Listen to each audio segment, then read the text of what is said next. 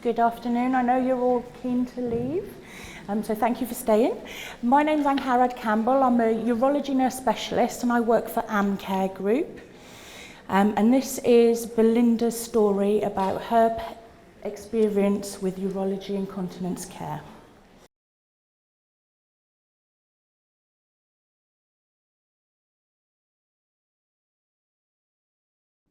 Hi, my name's Belinda and I started using a catheter, a urinary catheter, in 2011.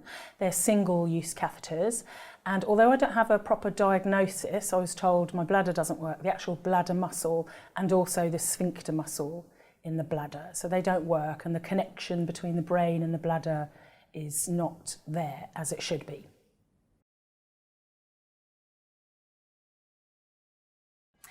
When I learned that I was going to have to self-catheterise, I was really shocked and scared. I felt anxious. It felt like something very serious and potentially life-changing. And when I knew the appointment had been booked to train how to self-catheterise, I was dreading the appointment, but I knew there was no way out. I had to learn, and because it had been mentioned to me in my 20s. And so some years later, it was now a real thing. So it was quite scary. So what we have to bear in mind when we see patients who are told that they have to undertake intermittent self-catheterisation, there's a lot of other emotions going on there. So they may be in denial about having to undertake that procedure. They'd be anxious, frightened about having to do it, actually doing the catheterisation itself. So we need to be patient and understanding with these patients. They also may have had another diagnosis at the same time, for example, MS or something, which is a big thing for them to take on board emotionally, and then to be told that they have to self-catheterise as well is a big deal for them. Unfortunately, patients do sometimes make the wrong decisions or make bad choices, and there's nothing we can do about that. All we can do is give them the knowledge and information that they need to make an informed choice. If, for example, they do decide that they're not going to undertake intermittent self-catheterisation and they don't want an indwelling catheter, all we can do is give them the information for them to make an informed choice, and also ensure then that we're following up on them regularly, doing regular blood checks to check on their kidney function. That's all we can do, unfortunately. There's benefits as well to having an intermittent self-catheter, particularly for the younger generation. It allows them to be sexually active, and it's important that we talk about sex with these patients as well. As embarrassing as it may be, it is something that we should be thinking about.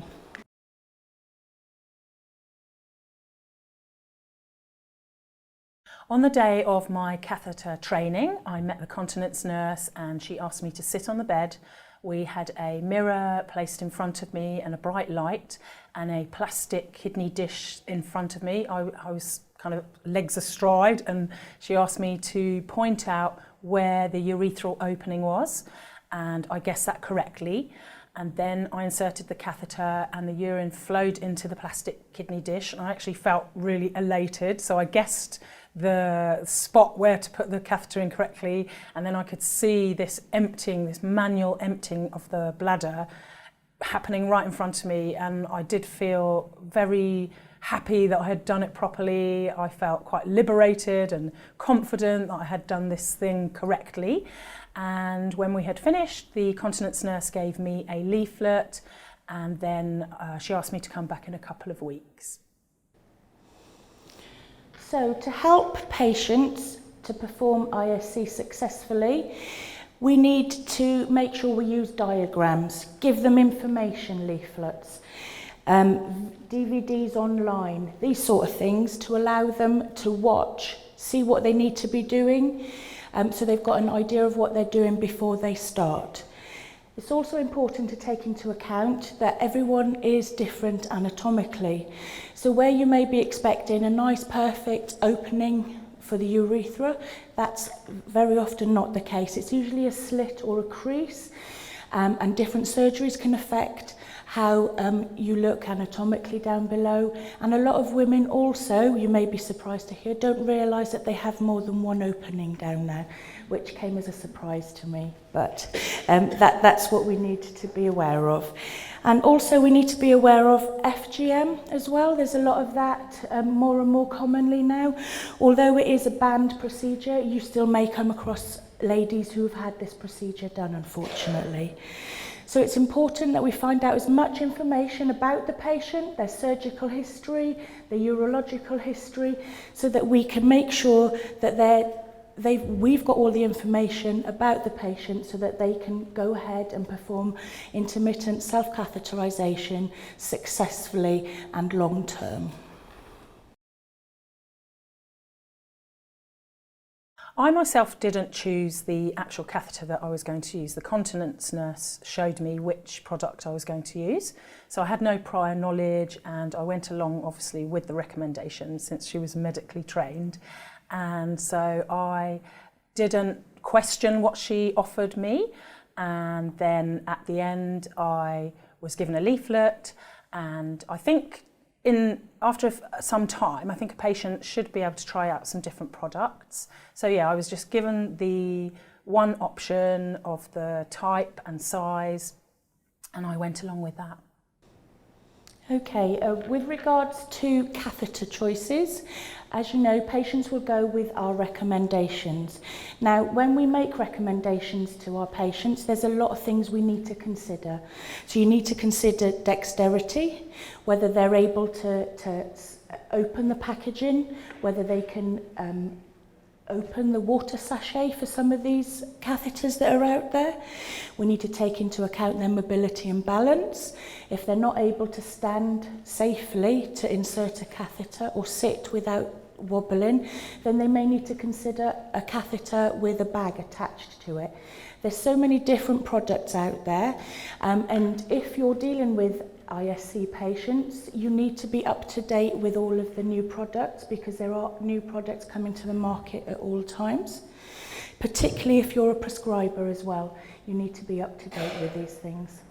On the plus side, my job is to teach ISC, and I can support you guys out there in the community with this. And I have access to all of the products that are on the market, and I get updated regularly. So if this is something that you're not familiar with and you do come across a patient who does need ISC teaching, then you can call on persons like myself to come and support you guys with this.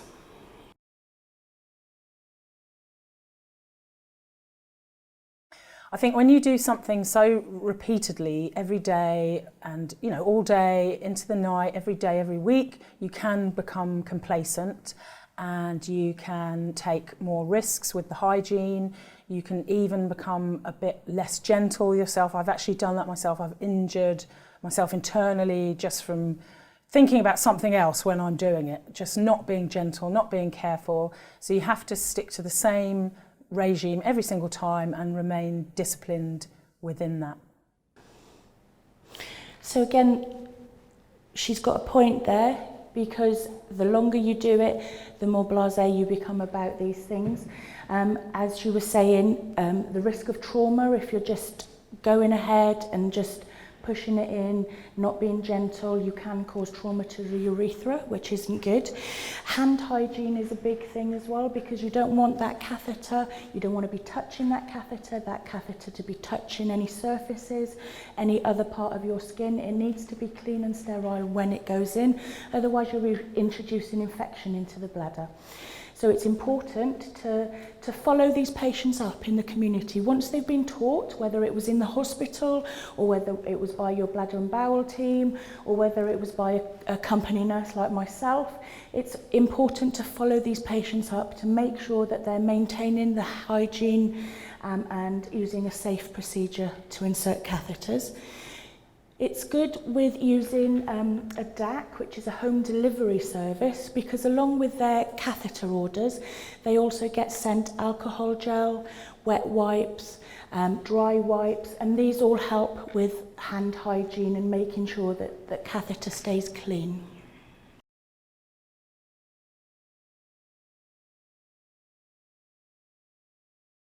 The catheter that I use has practicality issues. The packaging is quite long and it's flimsy plastic. So because there's a catheter and saline solution inside of it, the packaging could potentially be damaged or pierced and then that solution comes out. Also, it's quite large in surface area, so when I go out and I want to take 20 catheters with me, that takes up a lot of room in my bag. The upsides of the catheter that I'm using is it's basically very protected, the catheter. It's down inside the packaging and it's also got a sticker on the back, so I can stick it on the wall in a toilet if there's nowhere else to put it. And you know, obviously it could fall off onto the floor and I'd have to start again with a new product, but the sticker's really handy. Sometimes I do put an extra bit of tape on just to make sure, and the actual catheter, I don't have to use it till the very last minute, so I know it's all protected in the saline solution, and then I pull it out at the very last minute, so I don't feel it's exposed to germs prematurely. So again, there's many different types of catheters out there, and it is finding the right one for your patient. So in Belinda's case, she was saying that there are upsides and downsides to her catheter. What you would do would follow her up in the community, and you would then be able to maybe find her a more compact catheter for when she's out and about, and keep her on a more basic catheter while she's at home. That's something to consider. Lubrication on these catheters are also different. Some of the lubrications can cause irritation and soreness, and if that happens, you need to look into a different type of catheter with a different type of lubrication. Some of the materials are different as well. So particularly when you're first starting training somebody, you need a more rigid catheter rather than a flexible one, because they find it a lot easier to start off with a more rigid catheter. But then in time, when they get more familiar with the product and more familiar with the procedure, they can maybe move on to a more flexible catheter. You've also got different types of grippers on the top, and if you've got someone with dexterity issues, you can find that some of the catheters have got quite large, firm grippers, which is good for arthritis patients or people who have got dexterity issues. There's also sleeves on them to protect them, so there's different types of sleeves. Some catheters come with a whole sleeve over the whole catheter. Some come with a little sleeve that you can slide down and up the catheter. So again, it's finding out as much information as you can about your patient, how they're going to use the catheter, when they're going to use it, to find the right type of catheter for that patient.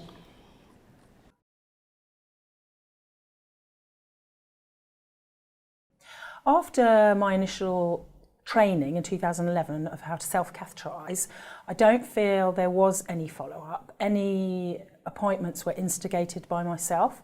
For instance, I asked my GP if I could go and talk to a consultant, a urological consultant, to ask them about sacral nerve stimulation, which is SNS surgery, and that was because my sister told me about that form of surgery. And I also asked my GP if I could go and talk to a continence nurse about different catheters. I had a whole list of questions I wanted to ask. So I feel like I was the one who instigated any future follow-up appointments, and I don't think anybody ever contacted me to see if I wanted any appointments.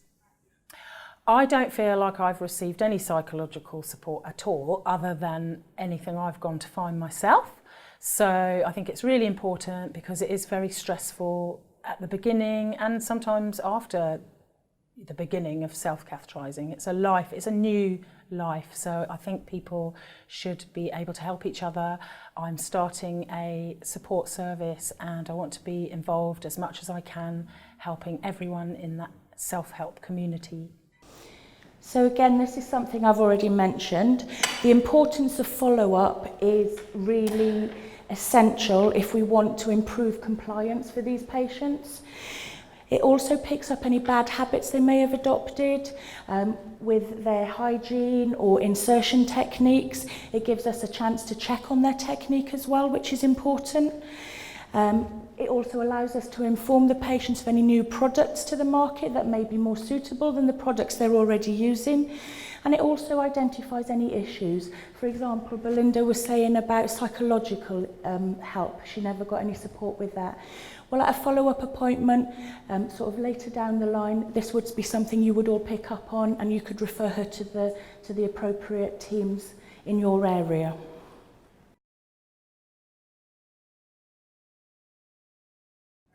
When I left my training appointment of how to self-catheterise, I was given a leaflet, and I did flick through it, but I was more concerned about the actual procedure, the medical procedure, not getting blood infections, and so I was very overwhelmed, and I suppose I became forgetful or unaware of all the aid that was out there on the internet, in further publications or newsletters, magazines.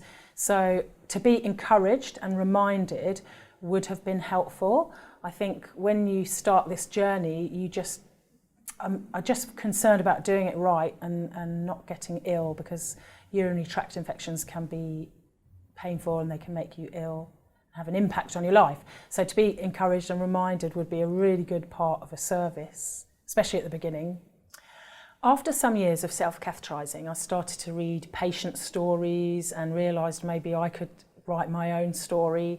I looked at animated videos and I read articles, so I became more interested in seeking out information once I was more settled into life using single-use catheters. So I did actually write stories and started to become more involved in the communities. So again, it's important to give your patients this information. Booklets, illustrations, there's also online videos that are available. As you heard from Belinda, there's communities, social media communities out there that they can join. You've got online groups for information, such as the Bladder and Bowel UK sites. And all these are important to give to your patients when you see them, so that they've got, feel they've got some support. They've got other people they can talk to. They've got these information leaflets and DVDs so they can watch, refresh themselves, make sure that they're maintaining that hygiene, that they're doing the technique correctly. So it's important, if we want these patients to remain compliant, that we give them this support. Make sure they've got the information that they need so that they can move forward being compliant with intermittent self-catheterisation. So that's me. Any questions from you guys? No? Just want to go, don't you? Well, thanks very much for your time. Much appreciated.